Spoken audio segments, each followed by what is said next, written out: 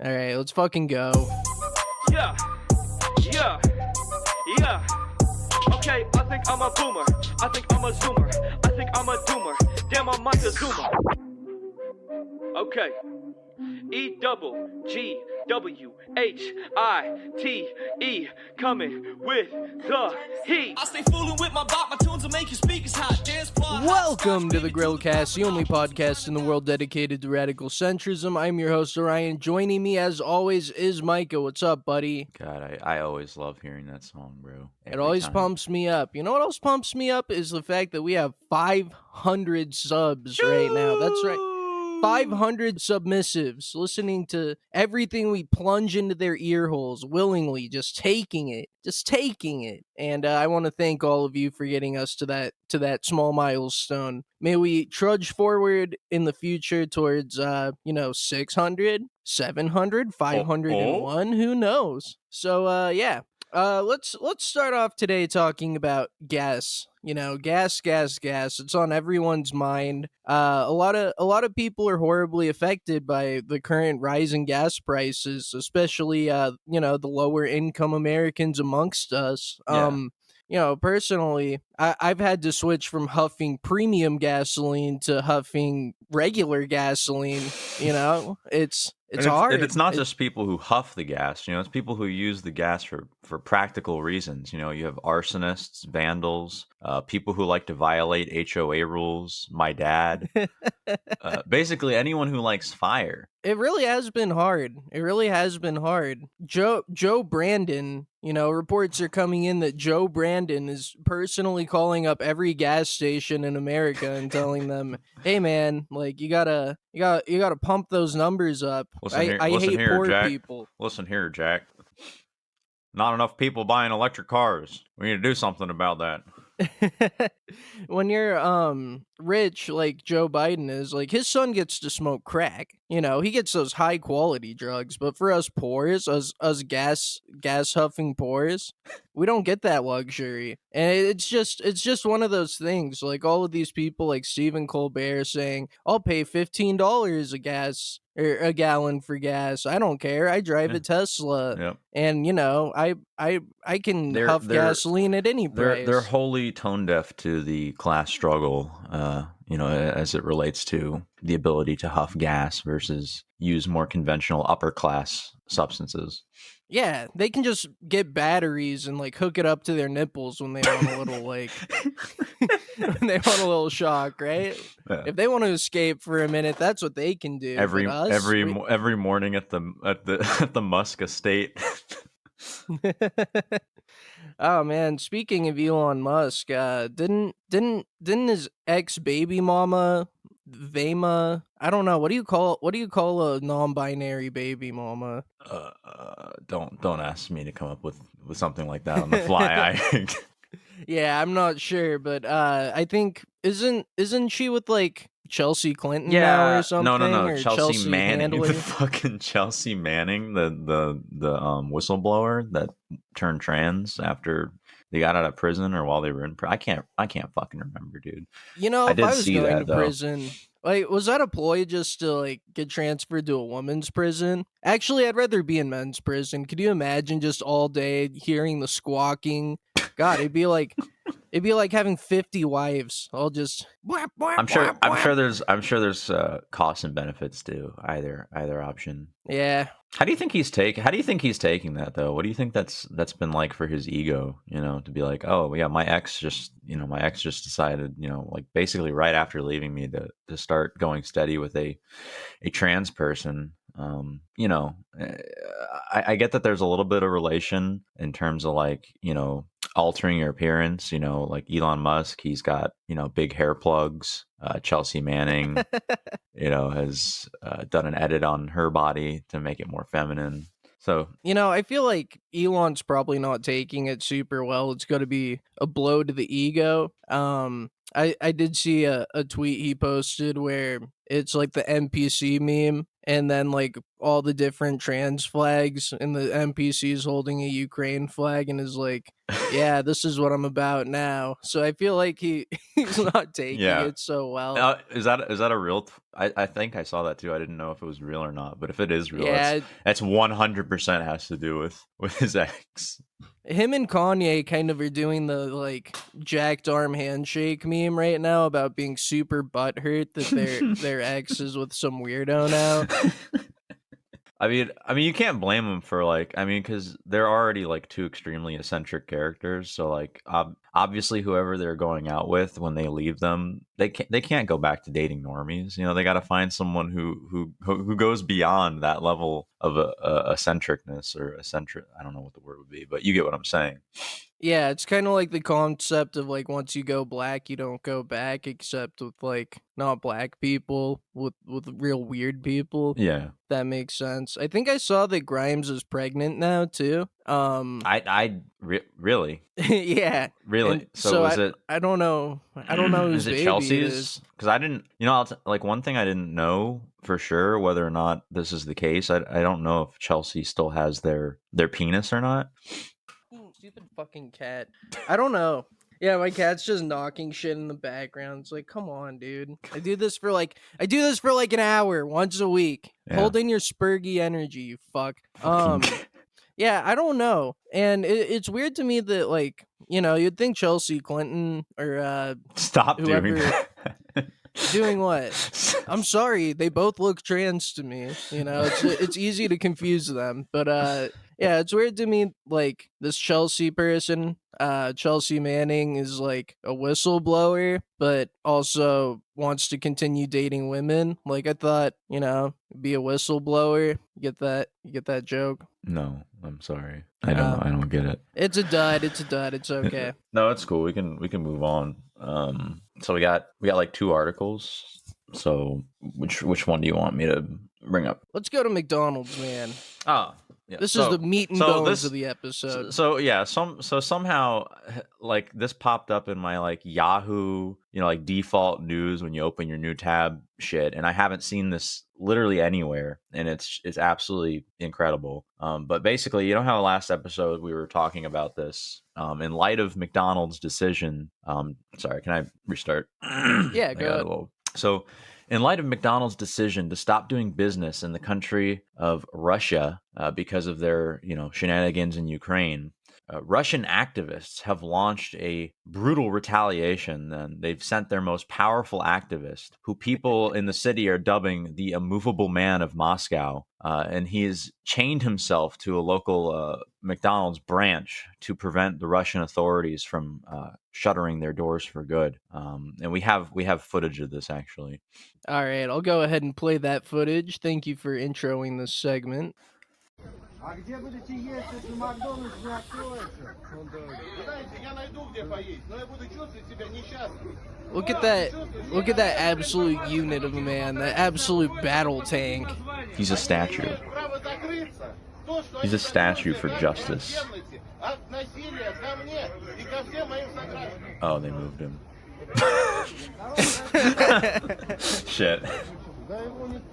Dude, that guy's a fucking tank. He's like, oh my god, what a unit. Can you imagine squaring up with that man? No, dude, I'd be killed. I don't understand, and I don't really appreciate or understand the people in the background who are the little girls giggling at that guy. Okay, they could not handle him. They could not handle him in the ring, in the bedroom, in basically any scenario. Anyway. Exactly. And it's like, first they laugh at you, then they take your McDonald's, then they fear you, and then you win. It's one of those. It's one of those things, and it's just amazing to see. People try and say like, "Oh, over there they hate America, they hate democracy," but this just goes to show that anywhere in the world, everywhere in the world, people are the same. They love addictive fast food that destroys them and clogs their arteries. At heart, we're all Americans. I think our response here should be that any Russian, and this is a call actually. This is an official Grillcast proposition to the people of Russia and to the American government. Any Russian who chains themselves to a McDonald's, to prevent it from shutting down, I say that we should immediately award them American citizenship because they clearly belong here. We need to offer this man asylum. That's for sure. I agree. I agree. And I know there's a lot of calls for us to take Ukrainian refugees, but we need to make, we need to prioritize who we're letting into the country. And I think this guy deserves priority over Ukrainian refugees. Because he's, the Ukrainians, they say they're fighting for democracy. Many of them are neo-Nazis, as we found out over the past few weeks. But this guy is really actually fighting for democracy, for burgers, things that Americans care Yeah. about, the things that we hold near and dear to our hearts. And with the Ukrainians, I can only assume that some of them are good people. But with this man, you can clearly see what kind of a person he is. And didn't you? I think he made some comments about what he was doing did. here. So he made a glorious manifesto, American style, I am a fan of manifestos, so as we all are. I read this and I teared up because, like I said, it spoke so near and dear to my clogged American heart. He says, I, Luka Savronov Zatroviskinsky, a pianist, want to declare the violation of my international rights, freedom of self-expression, and also of genocide on social cultural membership. I was born 31 October 1990, just after 9 months after the foundation of the first McDonald's in Russia.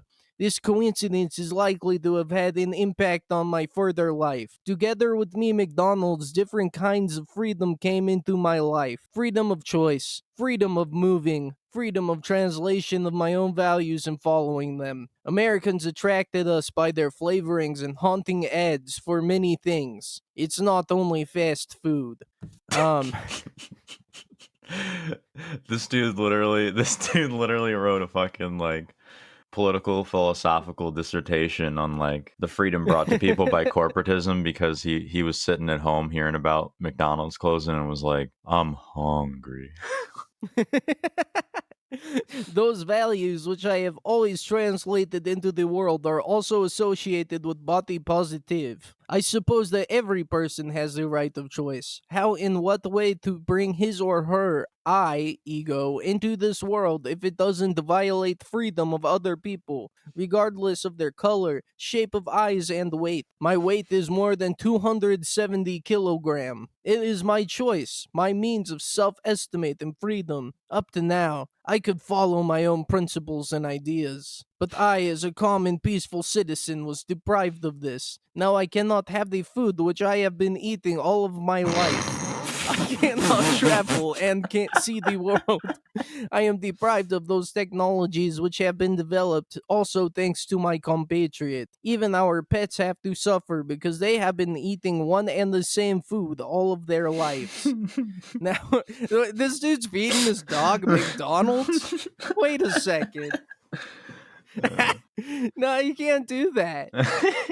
This is the best part. It is real genocide of common people because together with prohibitions of all our moral and social postulates are destroyed. Now I declare with the full sense of responsibility that the ban for those brands with which life of Russian people is connected is an economical and psychological genocide. I am speaking about McDonald's because this restaurant net has become the first gulp of fresh air in the faraway Jesus 1990. Christ. Dude, now Hamburg is Russia is Russia just such a dark, depressing, cold place that these people actually think a Happy Meal will increase the net happiness? Well, you have to imagine, yes, it is that dark and cold and shitty and always gray and stuff. And imagine you're just, everything's gray. It's like one of those movies where it's black and white, and then there's only one thing in color, and that's in 1990, the day that they erected the big M arc, the McDonald's symbol, and that yellow and red contrasted with the black and white grayscale depressing, backdrop. It's a symbol of hope. It's a symbol of freedom. This man saw this and he was moved. The immovable man of Moscow was moved. finally, by the McDonald's logo, and they seek to take that away from him, that is genocide. That is genocide of freedom, of American ideals, of democracy, of the freedom to have butt sex with anybody that you want. The things that America stands for. Nice It's callback. sickening. It's sickening. And now hamburgers from McDonald's are becoming the symbol of freedom violation. The first of all on behalf of the USA, the very state which proclaims human rights for every person throughout world. This manifest is my peaceful protest against insults of my dignity, against violation of my freedoms. I address all common American citizens to display their human position and influence the decisions of their politicians. People, think and stop. You know, this is a man that's being genocided right now. We often ignore genocides because they don't affect us, and like, you know, who cares? It's halfway across the world. But seeing McDonald's be genocided and this one man take a stand, I'm still genuinely Beautiful. impressed by like how many words somebody can use to say I'm hungry. like, Uh, you know, he doesn't want to make his own burger. He Yeah. doesn't want to make his own burger. It's not even about the no, burger. guys, this is about democracy, guys. This is about democracy and I'm not hungry.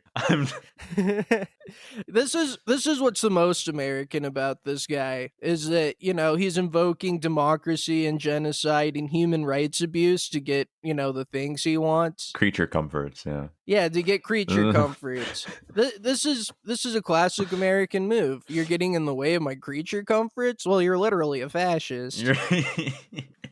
This is a violation of human rights, which, you know, as we all know, human rights are static, concrete, solid ideas, which we all understand and, you know, universally comprehend. This man's fighting for human rights because he's being human wronged right now. And we need to take a stand. You know, we need to remain immovable in solidarity. Go purchase McDonald's today, folks. Go get a Big Mac. Go get a large fries. Ask them to supersize it. They took that away from us, too. These All right. fascists. So now that our sponsored ad is over, why don't we move on to some more upsetting news in the world today? Oh, yeah. And, you know, it always pains me to talk about, you know, tragedy and stuff, but it's especially hard.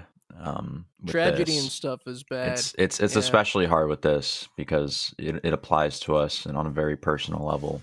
My grill is in very unfortunate news. A fellow journalist has been killed in the line of duty defending Ukraine.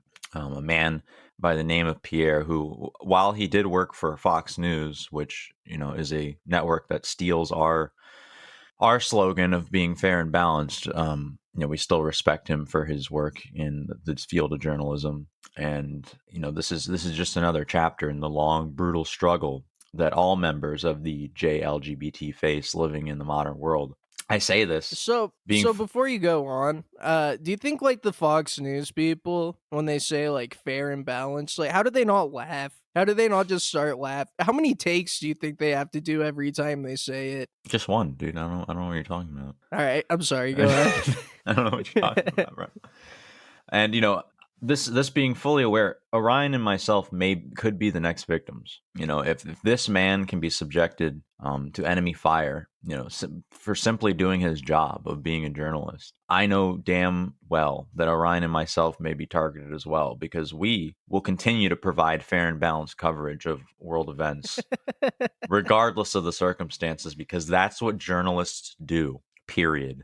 Very well stated, Micah. Very well stated. You know, we don't do this for ourselves. We do it for you, the people, to bring you informed opinions and facts and logic, to bring you those things that you need to uphold democracy in America.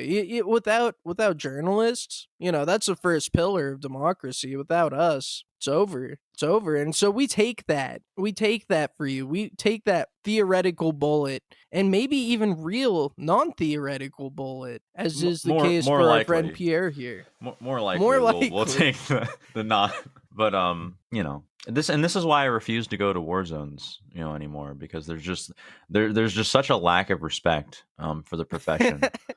That it's not worth the risk anymore. You know, it's just really not. Yeah, it really isn't worth the risk. Like, you know, I've gone to a few war zones, you know, I know you have too. And it used to be, you know, a place of civility where we'd be treated fair. If anyone started getting out of line, I could just say, "Do you know who my fucking dad is?" And they'd calm down a little bit. But these days, man, these people now, they don't respect the JLGBT anymore. You know, actually, I think I don't know if I've heard about anything else. I know there's been a couple, specifically Fox News correspondents who have been this guy was killed and another guy was wounded. I wonder if they're just targeting Fox correspondents. Well, yeah, because I heard that they are actually Russian disinformation agents, so it makes sense. Hold on, let me look this up real quick. You know, I'm looking at this guy Pierre right now. He looks like the Monopoly Man, which, you know, makes it hurt even more. Maybe like the Pringles can logo, because I identify things by American brands that I appreciate, much like our McDonald's McMoscow Immovable Man. It's just hard to see this guy knowing that his legacy. Hold on. So okay, so one other. So I found one other guy who is apparently. I'm sorry, I shouldn't be laughing. This is so fucked up. I'm there's a guy. There was a guy who was killed, I think, a couple days ago. U.S. reporter by the name of Brent Renaud, who was a New York Times writer or reporter, and they qualified that when he was killed, he had not reported for the New York Times. But they did mention that, you know, even though he was wearing his press badge at the time of the attack. He had not been reporting for them since 2015, but they just wanted to qualify that he was wearing his press badge when he was shot at. So they clearly knew, you know, he was identifying himself as a journalist, and he still died. So I just don't get how that's possible. Yeah, I like to imagine that these journalists are like going into the middle of the gunfight, just like holding up their badge, like, "Don't shoot, press! Don't shoot, press!" Like, they need to make those things bulletproof or something. I don't know why. I found it so funny that they needed to qualify that he was wearing his press badge. Because it's important. Because, you know, when you see that should be a symbol of respect. You know, you should see that and say, "Wow, this guy, you know, he brings information to the people. He's a demigod in my eyes. I love journalists." You know, Yeah. you should look at that and know that that's somebody who's more important than anybody else out there right now. And, you know, we're sadly in a place in society where that's not the case, where people don't love the JLGBT like they used to. And it's disinformation is to blame. I want to say that. I want to state that very Obviously. firmly Very and obviously. strongly, that, you know, the lack of respect that journalists face today has nothing to do with their many shortcomings. You know, it has to do with the fact that Russia is going online and brainwashing people into hating them. Yeah, I mean, wait, what? What do you mean, what? Russia's going online and brainwashing people into hating them? Yes, they hate What the fuck are you democracy. talking about? Russia hates democracy, Micah. And what's the first most important pillar of democracy? It's journalists, Micah. Without them, what would we have? We'd all still be in mud huts, you know, fucking monkeys and stuff. These are the people who have brought us into the future. Oh, okay. I see. I get the Without connection them, you're making. we have I was nothing. I'm sorry. I was just confused at first because it was another one of those moments where I was scrolling while I was. Oh yeah. Trying to get more information. It's hard not to scroll when you see all these guys getting getting murked. It's hard not to be distracted. It's hard not to have a heavy heart and want to placate that by, you know, doom scrolling. I mean, also Fill the void. I've been on Facebook this morning, and I've been getting a lot of ads, like AIDS related ads, and I'm not sure why. Oh, dude, that's not good. That's not, they have access to like your information and stuff when they target you with okay, ads, right? but like, okay, here's the Have you been thing. hooking up with any dudes lately? Because like, No, there's nothing wrong with that, no. Micah. It, It's okay. it's just kind of weird, you know. And then like there was one that was like it was like some AIDS like foundation charity thing, and the the slogan that they used was "Let's make AIDS history." Let's But make it history. no, like the way it's phrased, it sounds like they're saying "Let's make AIDS history," like. Like Like the AIDS is AIDS like AIDS is Olympics. yeah like AIDS' biggest accomplishment. Dude, the AIDS Olympics would be sweet. Like, how many people can you pause in like How many venereal an diseases can hour? a human carry at once?